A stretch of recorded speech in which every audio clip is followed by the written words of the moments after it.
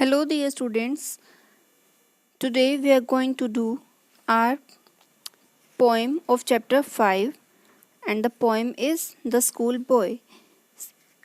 And the poet of this poem is William Blake. इस poem में हमें बताया गया है, एक चाइल्ड की स्टोरी बताई गई है कि वो उसे क्या पसंद है, वो खुद को कैसे अनहैप्पी फील करता है और कैसे वो बताना चाहते हैं पोएट कि कैसे एक चाइल्ड को हम हैप्पी फील करवा सकते हैं. So here we start. The school boy. The school boy in the poem is not a happy child. इस पोएम में जो एक छोटा स्कूल का बच्चा बताया गया है वो खुश नहीं है. वो बच्चा कौन है? वो पोएट खुद है. What make him unhappy. क्या चीज़ है जिसकी वजह से वो अनहैप्पी होता है, वो उदास रहता है या उसे कुछ भी अच्छा नहीं लगता. Why does he compare himself to a bird that live in a cage और a plant that withers when it should bloom. कि वो खुद को कंपेयर करता है एक बर्ड से जो कि एक पिंजरे में रहता है, या फिर एक प्लांट से जिसे ब्लॉसम होना चाहिए, जिसे खिलना चाहिए, वो क्या करता है, वो मुरझाता है. तो उसने ये कंपैरिजन क्यों किया है वो हम इस पोएम में आगे रीड करते हैं.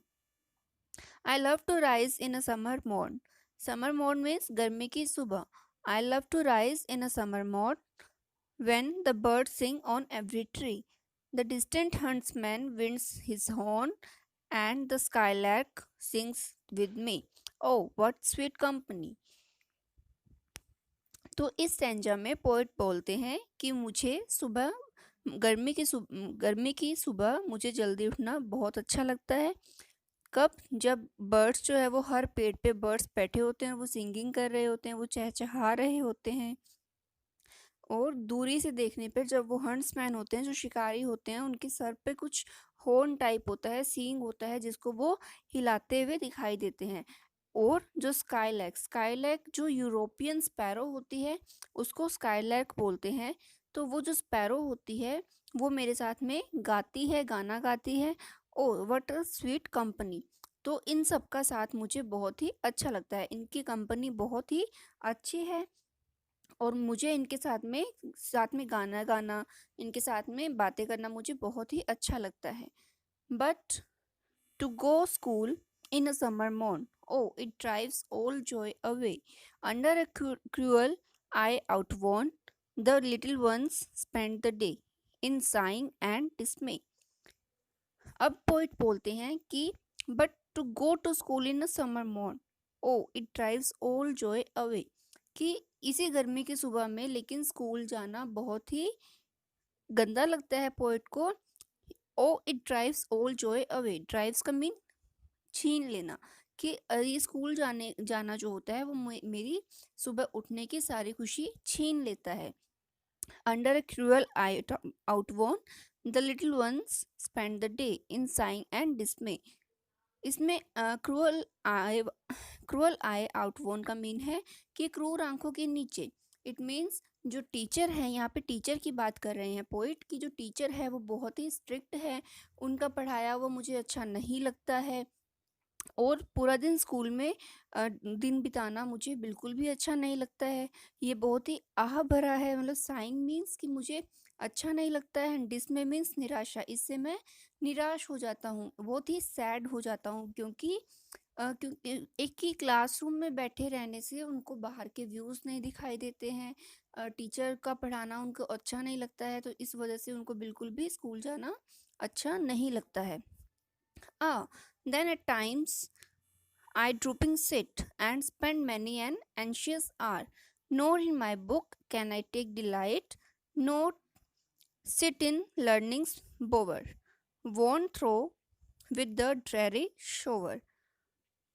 इस स्टेंजा में पोइट बोलते हैं then at times I drooping sit मतलब मन मारकर बैठ जाना.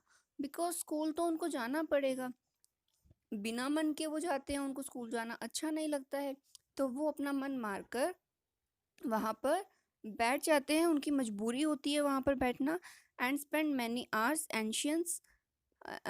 N anxious are.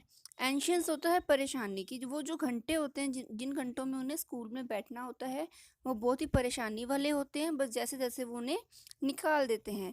NOR in my book can I take delight nor sit in learning's bower, कि उनको पोइट बोलते हैं कि मुझे ऐसा नहीं है कि मुझे बुक से आनंद आता है, मैं बुक नहीं पढ़ सकता हूँ। पोइट को ये बहुत ही बोरिंग लगता है, उनको बिल्कुल भी खुशी नहीं होती है कि वो बुक पढ़े।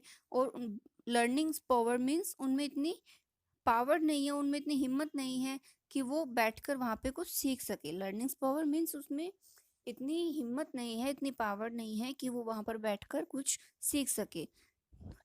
Want through with the dreary shower, dreary shower means जो अनइंटरेस्टिंग एक्टिविटीज़ क्लासरूम में होती है वो उनको बहुत ही बोर करती है, बिल्कुल भी उन्हें अच्छा नहीं लगता है। Now next stanza, how can the bird that is born for joy sit in a cage and sing? How can a child when fears annoy but droop his tender wings and forget his youthful spring? इस stanza में poet कहते हैं कि how can the bird that is born for joy sit in a cage and sing, कि एक पक्षी जो कि खुशी से आज़ादी से आकाश में उड़ने के लिए पैदा हुआ है वो एक पिंजरे में रहकर कैसे गा सकता है। इट मीन्स जो बर्ड्स को हम कैद करके रख लेते हैं पिंजरे में, केज में, तो वो उसके लिए बने ही नहीं है, वो तो फ्री लिविंग के लिए बने हैं, तो उनको हम कैसे कैद रख सकते हैं और कैद होने के बाद भी वो हैप्पीली सिंगिंग कैसे कर सकते हैं। फिर वो खुद को इसी चीज़ से कंपेयर करते हैं कि how can a child when fears annoy but droop his tender wings and forget his youthful spring. Fears annoy, annoy का मीन होता है चिड़चिड़ापन, कि इन तीनों लाइंस का मीन है कि जब एक बच्चे को उसके tender wings, drupe his tender wings मतलब कि उसको ये चीज़ तंग करती है, अनोय करती है कि कैसे एक बच्चे को उसके पर फैलाने की बजाय उसको समेटने के लिए बोला जाता है और अपनी जो वो एक्टिविटीज़ करना चाहता है उससे उनको दूर लेकर एक क्लासरूम में बिठाया जाता है। तो ऐसे में वो चाइल्ड अपने यूथफुल स्प्रिंग को भूल जाए, ऐसा उसको क्यों कहा जाता है। ये चीज़ जो ये पोएट है उनको बहुत ही अनोय करती है। जैसे एक बर्ड फ्री रहना चाहता है, फ्री रहने के लिए बोर्न हुआ है, पैदा हुआ है, उसी तरह से चिल्ड्रन के जो अर्ली फेज़ होती है, जो छोटा बचपन है उसका, अगर उसी में उसको बांध दिया जाए, उसी में उसको उसके विंग्स को नहीं फैलाने दिया जाए तो वो बहुत ही अलग सा रह जाएगा, उसको बिल्कुल भी अच्छा नहीं लगेगा। Oh, father and mother, if birds are nipped and blossoms blown away, and if the tender plants are stripped of their joy in the spring day by sorrow and care dismay, how shall the summer arise in joy or the summer fruits appear? अब इस stanza में poet अपने parents को बोलते हैं कि O father and mother, mamma and papa, if birds are nipped and blossoms blown away, birds होते हैं जो फ्लावर की अर्ली डेवलपिंग स्टेज होती है जिसे हम कली कहते हैं, these are called birds. And nipped का मीन होता है इजीली अर्ली डेवलपिंग स्टेज में ही उसको मार देना। तो इस लाइन का मीन्स है कि अगर हम बर्ड्स को, हम कलियों को उनके अर्ली स्टेज में ही मार देंगे तो फ्लावर कैसे ब्लॉसम करेंगे, फ्लावर्स जो होंगे वो कैसे ब्लूम करेंगे। और if the tender plants are stripped of their joy in the spring day by sorrow and care's dismay, और अगर प्लांट से स्प्रिंग डेज में आने वाली उनकी खुशी की लहर छीन ली जाए, उन्हें निराश कर दिया जाए, तो गर्मियों में तो how shell the summer arise in joy और द समर फ्रूट्स अपीयर, तो गर्मियों में आनंद कैसे आएगा, खुशी कैसे मिलेगी, जॉय कैसे मिलेगा, और गर्मियों के फल जो होते हैं, फ्रूट्स जो होते हैं वो कैसे दिखाई देंगे। इट मीन्स प्लांट्स की जो स्प्रिंग डेज में आने वाली लहर का मतलब है कि स्प्रिंग सीजन में प्लांट्स जो है या क्रॉप जो है वो बहुत अच्छे से ग्रो करती है, लेकिन अगर प्लांट्स को हम वो सीज़न ही प्रोवाइड नहीं करवाएंगे, उनसे वो छीन लेंगे तो वो कैसे डेवलप करेंगे, ग्रो नहीं कर पाएंगे। तो इसी से पोएट ने बोला है कि अगर हम प्लांट से उनकी कंडीशंस को अलग कर देंगे तो कैसे हमें समर्स का जॉय मिलेगा, कैसे हमें समर्स के फ्रूट्स मिलेंगे। इसी तरह से इस पोएम के थ्रू पोएट बोलना चाहते हैं कि एक बच्चा जो है उसको फ्री छोड़ो जितना छोड़ सकते हो, क्योंकि जितना वो फ्री रहेगा उतना वो हैप्पी रहेगा और उतना वो चीज़ों को इंटरेस्टिंगली सीखेगा। So I hope it's clear to you. Thank you.